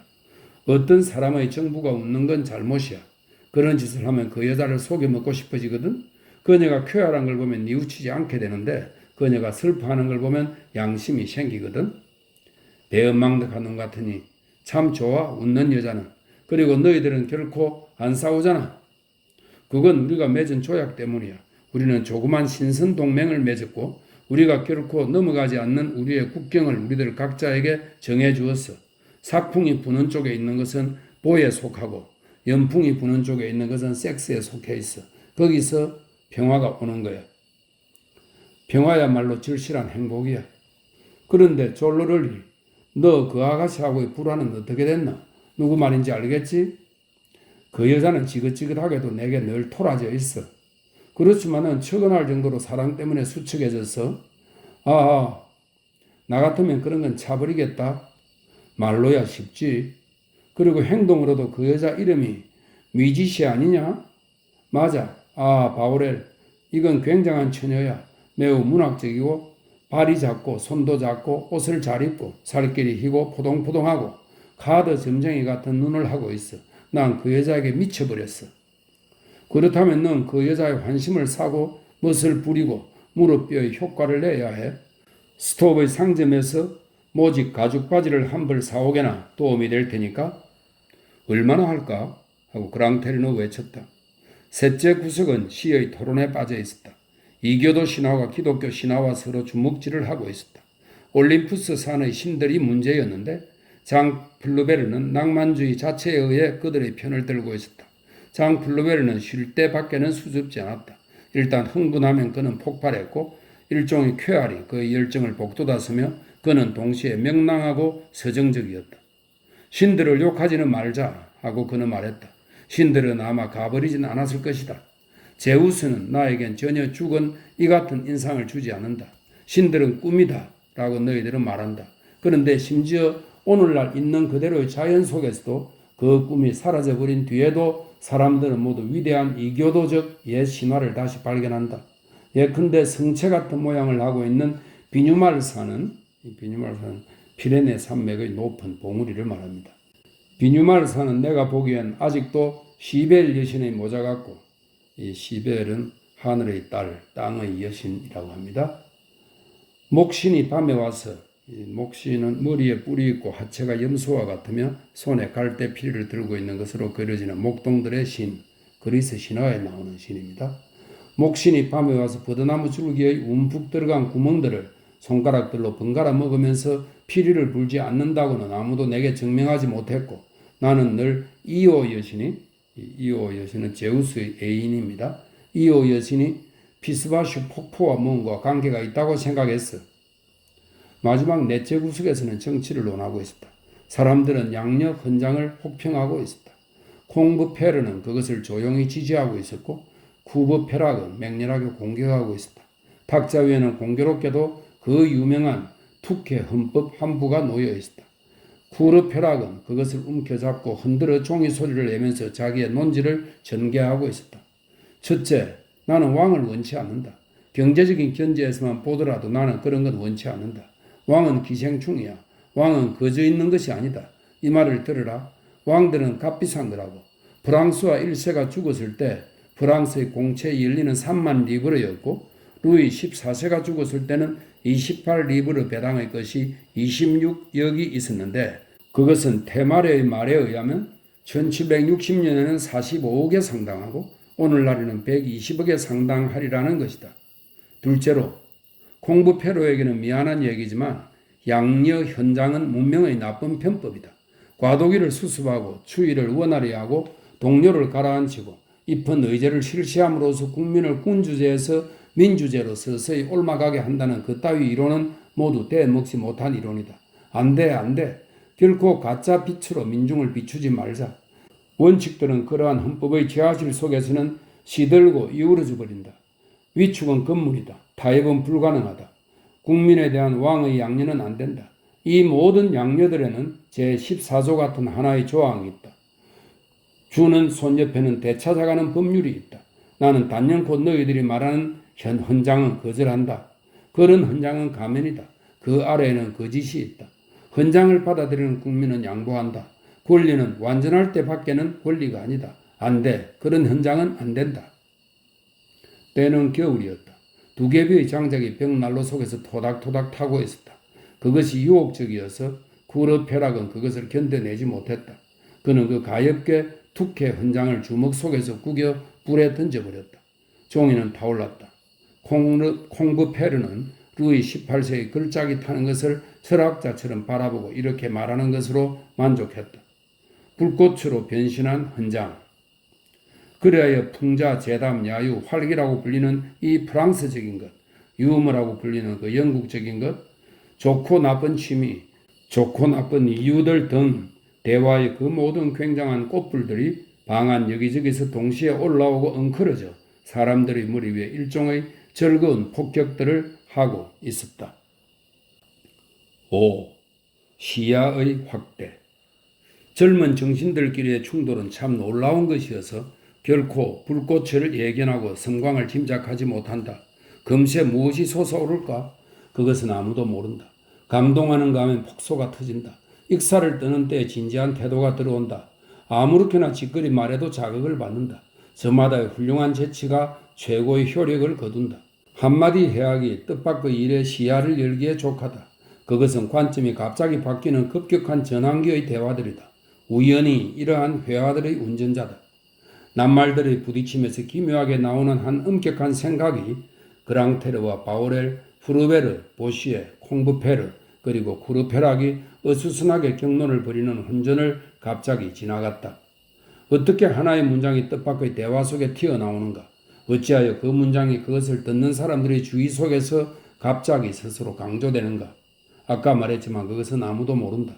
그렇게 한창 왁자지껄 하던 판에 보시에가 콩브페르에게 불쑥 어떤 질문을 던지고는 이런 날짜로 끝을 맺었다. 1815년 6월 18일 워털루. 이 워털루라는 말에 식탁 위에 물컵 옆에 팔꿈치를 짚고 있던 마리우스는 턱 밑에서 주먹을 떼고 청중들을 뚫어지게 바라보기 시작했다. 그렇고 말고 하고 쿠르페락이 외쳤다. 이 18이라는 숫자는 신기해. 그리고 내게 감명을 준다. 보나파르트에겐 치명적인 숫자야? 앞에다 루이를 놓고 뒤에다 무월을 놓아봐. 이 말은 무월은 혁명력의 둘째 달 10월 22일부터 11월 21일까지를 말합니다. 이 무월을 놓아봐라고 하는 것은 공화 8년 무월 18일은 나폴레옹이 이집트에서 돌아와 쿠데타를 단행한 날이고, 그리고 1815년 6월 18일은 나폴레옹이 워틀루에서 패전한 날을 말하는 거라고 합니다. 그러면 거기에는 시초의 끝장이 딱 바싹 뒤따라오는 그 의미 있는 특이성을 가진 이 인간의 전 운명을 바라볼 수 있을 것이다. 앙졸라는 이때까지 잠자고 있다가 침묵을 깨고 쿠르페락에게 이런 말을 했다. 너의 말은 범죄의 속죄가 뒤따라왔다는 뜻이지? 불현듯이 워틀루가 상기되어 이미 매우 감동했던 마리우스는 이 범죄라는 말을 듣고 더 이상 참을 수 없었다. 그는 일어나서 벽에 펼쳐져 있는 프랑스 지도 쪽으로 천천히 걸어가 따로 분리된 구획 안에 하나의 섬이 보이는 지도 아래의 그 구획 위에 손가락을 얹어놓고 말했다. 코르시카 섬, 이 작은 섬이 프랑스를 썩 위대하게 만들었어요? 싸늘한 바람이 불었다. 모두들 말을 뚝 끊었다. 금세 무엇인가가 시작될 것만 같았다. 바오렐은 보시에에게 말대꾸를 하면서 그가 애착을 느끼는 한 흉상의 자세를 취하고 있는 중이었다. 그는 그런 자세를 그만두고 귀를 기울였다. 그 푸른 눈으로 아무도 보지 않고 허공을 응시하는 것 같은 앙졸라는 마리우스를 보지도 않고 대답했다. 프랑스는 위대하기 위해 어떠한 코르시카도 필요치 않아요. 프랑스는 프랑스이기 때문에 위대한 거요. 내 이름은 사자이므로 사자이니라. 마리우스는 물러설 생각을 추호도 느끼지 않았다. 그는 앙졸라 쪽으로 몸을 돌려 오장육부를 쥐어짜서 나오는 듯한 떨리는 목소리로 외쳤다. 리나는 결코 프랑스의 가치를 떨어뜨리지는 않겠소. 하지만 프랑스의 나폴레옹을 혼합시키는 것은 조금도 프랑스를 떨어뜨리는 것이 아니오. 다들 얘기 좀 합시다. 나는 당신들 사이에서 신참이지만 여러분에게 놀랐다는 걸 고백합니다. 우리는 어떤 처지에 있는가? 우리는 어떤 사람들인가? 당신들은 어떤 사람들이며 나는 어떤 사람인가? 황제에 관해 따져봅시다. 나는 당신들이 왕당파처럼 부에 힘을 주어 부오나파르테라고 말하는 걸 듣고 있어요. 당신들에게 알리거니와 우리 할아버지는 그보다도 더 잘 그렇게 하십니다. 할아버지는 부오나파르테라고 하십니다. 나는 당신들을 젊은이라고 생각했어. 당신들은 대체 어디에 열정을 쏟고 있는 거요? 열정을 뒤에 쓰고 있는 거요? 황제를 숭배하지 않는다면 당신들은 누구를 숭배하는 거요? 당신들은 그 이상 무엇이 더 필요한 거요? 이러한 위인을 바라지 않는다면 어떤 위인을 바라는 거요? 그는 모든 것을 가지고 있었어. 그는 완전 무기했어. 그는 그의 두뇌에 인간 능력의 쇄곱을 지니고 있었어. 그는 유스티니아누스처럼 법전들을 만들었고 가이사르처럼 구술을 하였고 그의 담화들은 파스칼의 번개불을 타키투스의 뇌성병력에 섞어 놓았으며 그는 역사를 공부하고 그것을 쓰고 있었고 그의 전황 보고서들은 일리아드 같은 서사시들이고 뉴턴의 수를 마호메트의 비유에 결합했고 피라미드들처럼 위대한 말들을 근동에 남겨놓았어. 틸시트에서, 이 틸시트는 현재 소비에츠크라는 이름의 러시아 도시입니다. 틸시트에서 그는 황제들에게 위엄을 가르쳤고 학술원에서는 라플라스에게 응답했고 참의원에서는 메를랭에게 대항했고 어떤 사람들이 기하하게 그리고 또 어떤 사람들의 터집에 어떤 정신을 주고 검사들과 더불어서는 법률가고 천문학자들과 더불어서는 성학자였어. 두 촛불 중 하나를 불어 끄는 크레멜처럼 그는 탕플 수도원에 가서 휘장의 술 하나를 흥정했어. 그는 모든 것을 보고 모든 것을 알고 있었어. 그래도 역시 그는 자기 악의 요람에는 호인다운 웃음을 웃었어. 그리고 갑자기 유럽은 대경실색하여 귀를 기울였고 군대들은 전진하기 시작했고 포창을 굴렀고 성교들은 강들 위에 길게 뻗어 있었고 구름대 같은 기병들은 선풍 속을 질주했고 함성, 나팔소리, 도처에 흔들리는 왕자들, 왕국들의 국경들이 지도 위에서 흔들렸고 칼집에서 나오는 초인적인 칼소리가 들렸고 사람들은 그가 손에 횃불을 들고 눈을 번쩍거리고 그의 두 날개인 대육군과 노련한 건의군을 천둥 속에 펼치며 지평선 위에 쑥 일어서는 것을 보았는데 그건 전쟁의 천사장이었어. 모두들 말이 없었고 앙졸라는 고개를 수그리고 있었다. 침묵은 언제나 모든 동이나 굴복 같은 인상을 준다. 마리우스는 거의 숨도 돌리지 않고 더욱 열을 내어 계속했다. 올바른 사람들이 됩시다. 친구들이여. 이러한 황제의 제국이라는 건 이건 한 국민에게는 얼마나 빛나는 운명인가. 이 국민이 프랑스고 이 국민이 거의 천분을 이 인물의 천분에 보태는 때는 출현하여 군림하고 전진하여 성전하고 모든 나라 수도들을 수경지로 삼고 자기의 척탄병들을 데려다 왕들을 만들고 왕조의 몰락들을 선포하고 돌격보로 유럽을 변모시키고 쳐들어갈 때는 신금의 칼자루를 잡는 듯한 느낌을 갖게 하고 한니발과 카이사르와 사를마뉴를 한몸에 구현하고 있는 잔을 따르고 잠깨는 새벽마다 혁혁한 성전 소식을 가져다주는 대단한 인물의 국민이 되고 잠을 깨게 하는 아침의 소음으로서 앵발리드 광장의 대포를 갖고 있고 마렝고, 아르콜라, 아우스트리츠, 이에나, 와그람 등 영원히 번쩍거리는 비상한 성전의 이름들을 빛의 10년들에 던지고 수세기의 절정에서 줄곧 별처럼 반짝이는 승리들을 꼽히게 하고 프랑스 제국을 로마 제국과 비경케 하고 위대한 국민이 되고 대육군을 낳고 하나의 산이 그의 독수리들을 사방으로 날려보내듯이 온 지구상에 그의 군대들을 날려보내고 정복하고 지배하고 무찌르고 유럽에서 많은 영광으로 황금옷을 입은 것 같은 국민이 되고 역사를 통해 거인들의 군악을 울리고 정복과 눈부심으로 두 번 정복하는 것. 이건 희한한데 뭐가 이보다도 더 위대한 것이 있겠는가? 자유가 있다. 콩고페르가 말했다. 이번에는 마리우스가 고개를 수그렸다. 이 단순하고 쌀쌀한 말은 강철 칼날처럼 그의 스사시적 격정의 토로를 꿰뚫었고 그는 그 격정이 가슴 속에서 쓰러지는 것을 느꼈다. 그가 눈을 들었을 때 콩고페르는 더 이상 그 자리에 없었다. 마리우스의 예찬에 대한 그 한마디의 응수에 아마 만족하여 그는 방금 떠났고 앙졸라를 제외하고 모두 그를 따라가 버렸다. 방은 텅 비어 있었다. 앙졸라는 마리우스와 혼자 남아서 그를 엄숙하게 바라보았다. 마리우스는 그동안 자기의 생각들을 가다듬고 자기를 패배당한 것으로는 여기지 않았다. 그의 가슴 속에는 아직도 끓어오르는 격정이 남아있어서 아마 앙졸라에 대해 3단 논법에 진을 피우려고 했을 것인데 그때 갑자기 누군가 가다가 계단에서 노래를 부르는 소리가 들렸다. 그것은 콩고페르였는데 그가 부르는 것은 이러했다. 만약에 카이사르가 나에게 영광과 전쟁을 주었다면 그리고 내가 우리 어머니의 사랑을 버려야 했다면 나는 말하리라 위대한 카이사르에게 그대의 왕홀과 전차를 떼가져가라. 나는 우리 어머니를 더 사랑하노라. 얼싸 좋구나. 나는 우리 어머니를 더 사랑하노라. 콩고페르가 노래하는 부드럽고도 사나운 곡조는 이 노래에 일종의 이상한 장엄함을 주었다.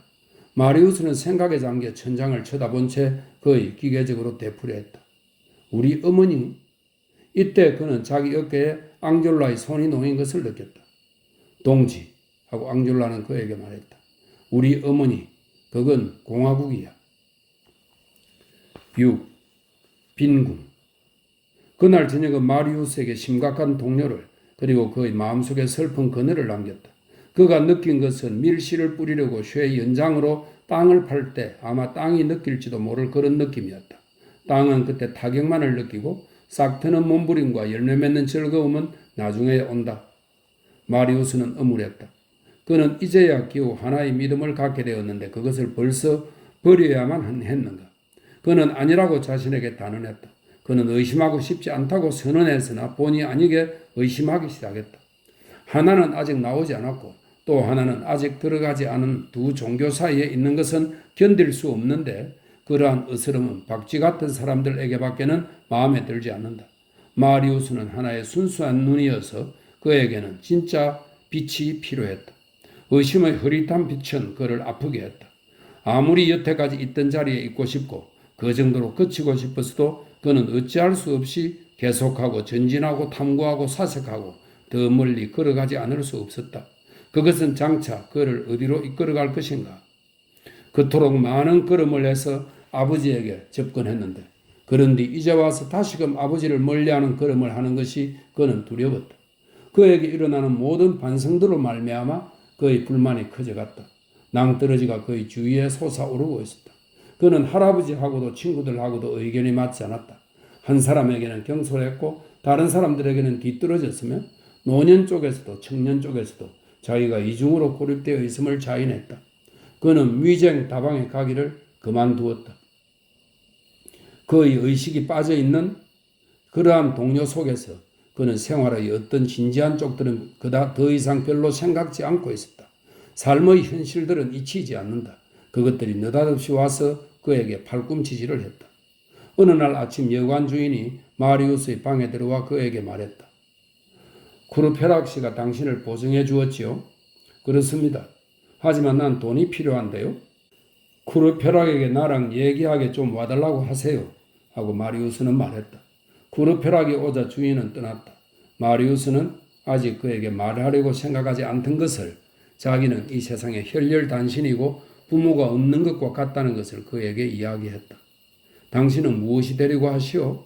하고 쿠르페락이 물었다. 통 모르겠어요. 하고 마리우스는 대답했다. 뭘 하려고 하시는데? 그것도 모르겠어요. 돈은 있어? 15프랑 있어요. 내가 구워드릴까요? 천만에. 옷은 있어? 저거요. 장신구는 있어? 시계가 하나 있어요. 은시계인가? 금시계요. 이거요. 내가 아는 헌옷 장수가 하나 있는데 그는 당신의 프로코트와 바지를 가져갈 거예요. 좋소. 당신은 이제 바지와 조끼, 모자, 예복 한 벌씩밖에 없게 되겠군요. 그리고 장화도 있어요. 뭐 당신은 맨발로 다니지 않을 거예요. 얼마나 호사스러운가. 그만하면 충분하겠죠. 당신의 회중 시계를 사줄 시계 상인 하나를 내가 알고 있어. 좋아요. 아니 좋지 않아요. 당신은 다음에 뭘 하실 거요? 필요한 건 뭐든지. 어쨌든 웬만한 건 뭐든지. 영어는 아시오? 아니요. 독일어는 몰라요. 할 수 없지. 왜요? 출판업자인 내 친구 하나가 백과사전 같은 걸 만들고 있는데 그것을 위해 당신이 독일어나 영어 항목들을 번역할 수도 있을 거예요. 보수는 나쁘지만 살아는 가요. 영어와 독일어를 배우겠어. 그동안은 어떡하고? 그동안은 내 옷과 시계로 먹고 살 거요. 헌옷 장수를 불렀다. 그는 헌옷을 20프랑에 샀다.